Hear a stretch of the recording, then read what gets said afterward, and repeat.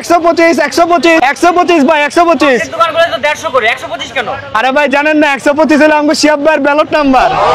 অভিনব এমন সব স্টাইলই চলছে ডাকসু নির্বাচনের প্রচারণা। কেউ কৌতুক করে, কেউ বা গান গেয়ে প্রচারণা চালাচ্ছেন। মোট কথা রঙ্গ রসিকতায় যেন জমজমাট প্রচারণার মাঠ। ঢাকা বিশ্ববিদ্যালয় কেন্দ্রীয় ছাত্র সংসদ নির্বাচনের তারিখ যতই এগিয়ে আসছে, প্রার্থীরা ততই দেখিয়ে যাচ্ছেন নানান চমক। ভোটাররাও সেসব গ্রহণ করছেন সাদরে।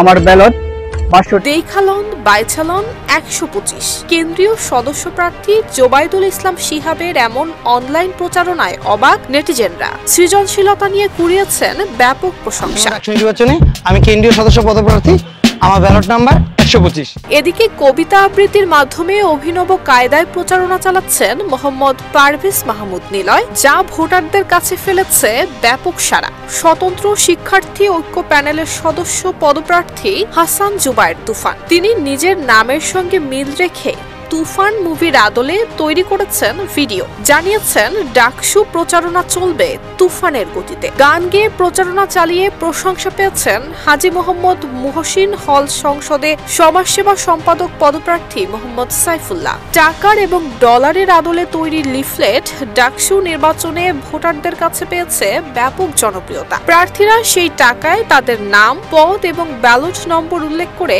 হুবহু টাকার আদলে তৈরি করেছেন এসব লিফলেট।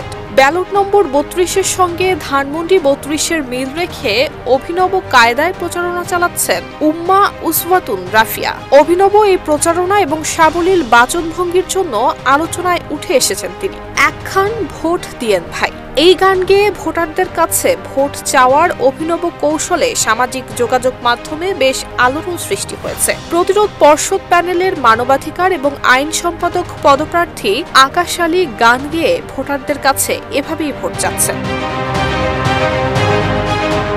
ডাকসু এবং হল সংসদ নির্বাচনে ভোট গ্রহণ হওয়ার কথা রয়েছে আগামী 9 সেপ্টেম্বর। এবার ডাকসুর 28টি পদের বিপরীতে মোট 471 জন প্রার্থী প্রতিদ্বন্দ্বিতা করতে যাচ্ছেন। এর মধ্যে নারী প্রার্থী রয়েছেন 62 জন, আর সদস্য পদে লড়ছেন সংখ্যায় সবচেয়ে বেশি 217 জন প্রার্থী।